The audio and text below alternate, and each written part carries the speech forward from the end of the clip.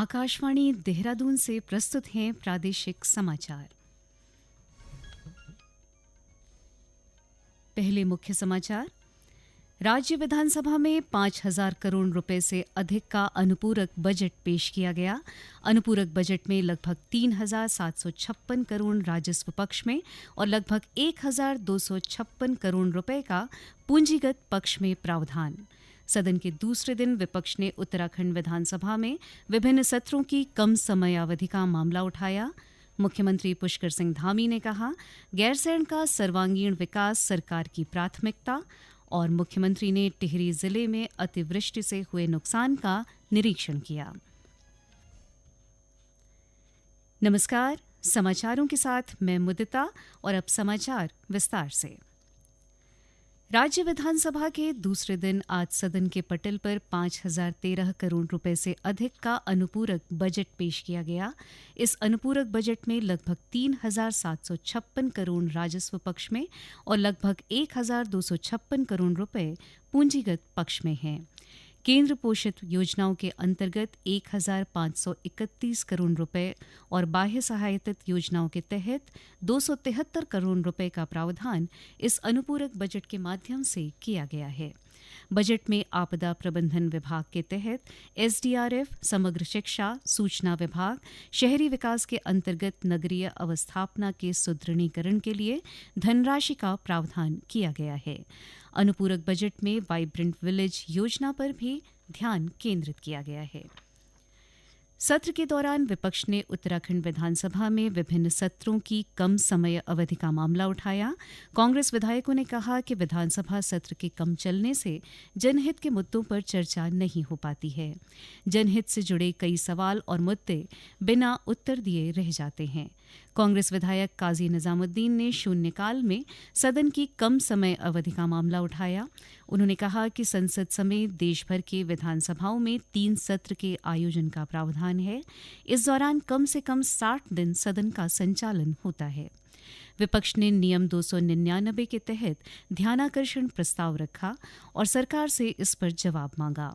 हालांकि सरकार की तरफ से आए जवाब पर संतोष जताते हुए पीठ ने नोटिस को खारिज कर दिया। विपक्ष ने पीठ के निर्णय से नाराजगी जताते हुए हंगामा किया। विपक्ष की ओर से उठाए गए मुद्दे पर संसदीय कार्य मंत्री प्रेमचंद अग्रवाल ने जवाब दिया। उन्होंने कहा कि सदन के कामकाज को बाधित किया जाता है। कम समय अवधि पर सवाल उठाना उचित नहीं है। मुख्यमंत्री पुष्कर सिंह धामी ने कहा है कि गैरसैंण का सर्वांगीण विकास सरकार की प्राथमिकता है। उन्होंने कहा कि इसके लिए गैरसैंण के भराड़ीसैंण में साल भर विभिन्न प्रशिक्षण, वर्कशॉप और सेमिनार आयोजित किए जाएंगे। इन कार्यक्रमों के संचालन की जिम्मेदारी सचिव स्तर के अधिकारियों को दी जाएगी। वर्ष भर संचालित होने वाले विभिन्न कार्यक्रमों से स्थानीय अर्थव्यवस्था को भी मजबूती मिलेगी। श्री धामी ने कहा कि गैरसैंण को योग, ध्यान, अध्यात्म के केंद्र के रूप में भी विकसित किया जाएगा। मुख्यमंत्री से आज भराड़ीसैंण स्थित मुख्यमंत्री आवास में चमोली जिले के विभिन्न पत्रकार संगठनों के प्रतिनिधियों और वरिष्ठ पत्रकारों के शिष्टमंडल ने शिष्टाचार भेंट की। इस दौरान मुख्यमंत्री ने पत्रकारों से विभिन्न विषयों पर चर्चा की। श्री धामी ने पत्रकारों की मांग पर भराड़ीसैंण में पत्रकारों के लिए विश्राम गृह बनाने की घोषणा भी की। उन्होंने महानिदेशक सूचना को निर्देशित किया कि इस संबंध में तत्काल कार्ययोजना तैयार की जाए। उत्तराखंड लोक सेवा आयोग की ओर से वर्ष 2023 में आयोजित कृषि और उद्यान विभाग के समूह ग के रिक्त 637 पदों की भर्ती प्रक्रिया के अंतिम परिणामों पर लगी रोक हटा दी गई है। नैनीताल उच्च न्यायालय की ओर से परीक्षा परिणाम जारी करने की अनुमति मिलने के बाद अब सहायक कृषि अधिकारी वर्ग 3 के 354, उद्यान पर्यवेक्षक के 245 और सहायक उद्यान अधिकारी के 38 नए अधिकारी कर्मचारी कृषि एवं उद्यान विभाग को मिलेंगे। राज्य स्वास्थ्य प्राधिकरण की पहल पर प्रदेश में अधिक से अधिक आयुष्मान कार्ड बनाने के लक्ष्य हासिल करने के प्रयास किए जा रहे हैं। जिन जिलों में लक्ष्य के अनुरूप उपलब्धि हासिल नहीं हो पाई है, वहां विशेष ध्यान केंद्रित किया जा रहा है। इसी कड़ी में प्राधिकरण के अधिकारी बागेश्वर जिले पर ध्यान केंद्रित कर रहे हैं। जिले में सभी रेखीय विभागों से समन्वय स्थापित कर सुझाव व रणनीति पर विचार किया जा रहा है। राज्य स्वास्थ्य प्राधिकरण के निदेशक प्रशासन डॉक्टर वीएस तोलिया की अध्यक्षता में हुई बैठक में बागेश्वर में आयुष्मान योजना की स्थिति की समीक्षा की गई। साथ ही बाल विकास, पंचायती राज, पूर्ति विभाग और समाज कल्याण विभाग के अधिकारियों के साथ आयुष्मान कार्ड बनाने के लक्ष्य हासिल करने को लेकर मंत्रणा की गई। समाचार आकाशवाणी के देहरादून केंद्र से प्रसारित किए जा रहे हैं। ताज़ा समाचार के लिए आप हमारे सोशल मीडिया एक्स व Facebook page Akashvani news Uttarakhand को फॉलो कर सकते हैं। साथ ही ये समाचार हमारे YouTube channel Akashvani news Uttarakhand पर भी उपलब्ध हैं। राज्य के मेडिकल और डेंटल कॉलेजों में प्रवेश का इंतजार खत्म हो गया है। नीट यूजी स्टेट काउंसलिंग का पहला चरण शुरू हो गया है। इस चरण में आवंटित सीट पर दाखिले 5 सितंबर तक होंगे। प्रदेश में 4 सरकारी मेडिकल कॉलेज हैं, जिसमें कुल 525 सीटें हैं। पहले चरण में पंजीकरण, आवेदन, चयन भरने और फीस जमा कराने के लिए 26 अगस्त अंतिम तिथि है।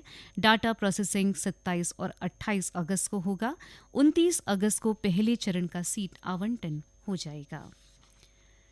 मुख्यमंत्री पुष्कर सिंह धामी ने आज टिहरी गढ़वाल जिले की घनसाली तहसील के घुत्तू, पंजिया और देवलिंग क्षेत्रों में अतिवृष्टि से हुए नुकसान का हवाई और स्थलीय सर्वेक्षण किया। इससे पहले चमोली में पत्रकारों के साथ बातचीत में श्री धामी ने कहा कि अतिवृष्टि से काफी नुकसान हुआ है। मवेशियों, सड़क मार्ग, सरकारी और निजी संपत्तियों को भी नुकसान पहुंचा है। मुख्यमंत्री ने कहा कि आपदा प्रभावित लोगों को हर तरह की सहायता दी जाएगी। घनसाली विधानसभा क्षेत्र टिहरी गढ़वाल के गुत्तू गांव में, गुत्तू क्षेत्र में बड़ी आपदा आई है और बादल फटने से काफी नुकसान हुआ है। मवेशियों का भी नुकसान हुआ है और भवनों का भी नुकसान हुआ है। सड़क मार्ग का नुकसान हुआ है। अन्य सरकारी संपत्तियां, निजी संपत्तियां, बड़ा नुकसान हुआ है। और वहां पर जिलाधिकारी को और आयुक्त को दोनों को कहा है कि तत्काल लोगों को जो जरूरत है, जो भी वहां पर सहायता है, वो उपलब्ध कराई जाए और लोगों को सुरक्षित स्थानों पर भेजा जाए। किसी भी प्रकार से जो आपदा से पीड़ित लोग हैं, आपदा से प्रभावित लोग हैं, उनको हर संभव सहायता दी जाए। मुख्यमंत्री ने बताया कि जिला प्रशासन से उन सभी अन्य गांवों का आकलन करने को कहा गया है जहां ऐसी आपदा की संभावना है। उन्होंने कहा कि आपदा से प्रभावित क्षेत्रों में पुनर्निर्माण कार्य तुरंत किए जाएंगे और जल्द से जल्द नुकसान की भरपाई की जाएगी। इधर राजधानी देहरादून की सदर तहसील के सौड़ा सरोली में कल रात अतिवृष्टि के कारण मलबा घुस गया। घरों और रास्तों से मलबे को हटाने की कार्रवाई जारी है। उत्तराखंड को एसडीआरएफ और एनडीआरएफ की दरों में वृद्धि का लाभ मिलेगा। इससे आपदा से क्षतिग्रस्त परिसंपत्तियों की मरम्मत और जन सामान्य की परेशानियों को दूर करने में सहायता मिलेगी। केंद्र सरकार द्वारा अधिसूचित दरों के पुनर्निर्धारण के लिए कैबिनेट मंत्री सतपाल महाराज ने प्रधानमंत्री नरेंद्र मोदी और गृह मंत्री अमित शाह का आभार व्यक्त किया है। सतपाल महाराज ने कहा कि पूर्व में एसडीआरएफ की मदों में रिकवरी और पुनर्निर्माण के लिए मानक तय नहीं थे और दरें भी काफी कम थीं। इस कारण आपदा से क्षतिग्रस्त परिसंपत्तियों की मरम्मत कार्य में व्यावहारिक कठिनाइयों का सामना करना पड़ता था। लेकिन उत्तराखंड की विषम भौगोलिक परिस्थितियों का हवाला देते हुए मुख्यमंत्री पुष्कर सिंह धामी ने धनराशि बढ़ाए जाने की प्रभावी पैरवी की थी। राज्य में सूचना का अधिकार अधिनियम के प्रभावी क्रियान्वयन के लिए 5 लोक सूचना और 3 प्रथम अपीलीय अधिकारियों को आरटीआई दिवस पर बेहतर निष्पादन करने के लिए पुरस्कृत किया जाएगा। सूचना अधिकार भवन रिंग रोड सभागार में पत्रकारों से बात करते हुए मुख्य प्रभारी सूचना आयुक्त विवेक शर्मा ने कहा कि आमजन में सूचना का अधिकार के प्रति जागरूकता बढ़ाने के उद्देश्य से आयोग विधि कॉलेजों और उच्च शिक्षा संस्थानों के माध्यम से जागरूकता कार्यक्रम आयोजित करेगा। अगले वर्ष की 4 धाम यात्रा और अन्य त्योहारी सीजन के दौरान उत्तरकाशी में जाम से काफी हद तक मुक्ति मिल जाएगी। वाहन चालकों को अपने वाहन सड़क किनारे नो पार्किंग जोन में नहीं खड़े करने पड़ेंगे। उत्तरकाशी मुख्य बाजार के जियो ग्रिड वॉल के पास 2 मंजिला बस अड्डा और पार्किंग का निर्माण इस वर्ष अक्टूबर में पूरा हो जाएगा। अंत में मुख्य समाचार एक बार फिर। राज्य विधानसभा में 5,000 करोड़ रुपए से अधिक का अनुपूरक बजट पेश किया गया। अनुपूरक बजट में लगभग 3,756 करोड़ राजस्व पक्ष में और लगभग 1,256 करोड़ रुपए का पूंजीगत पक्ष में प्रावधान। सदन के दूसरे दिन विपक्ष ने उत्तराखंड विधानसभा में विभिन्न सत्रों की कम समयावधि का मामला उठाया। मुख्यमंत्री पुष्कर सिंह धामी ने कहा, गैरसैंण का सर्वांगीण विकास सरकार की प्राथमिकता, और मुख्यमंत्री ने टिहरी जिले में अतिवृष्टि से हुए नुकसान का निरीक्षण किया। इसके साथ ही प्रादेशिक समाचारों का ये बुलेटिन समाप्त हुआ। नमस्कार।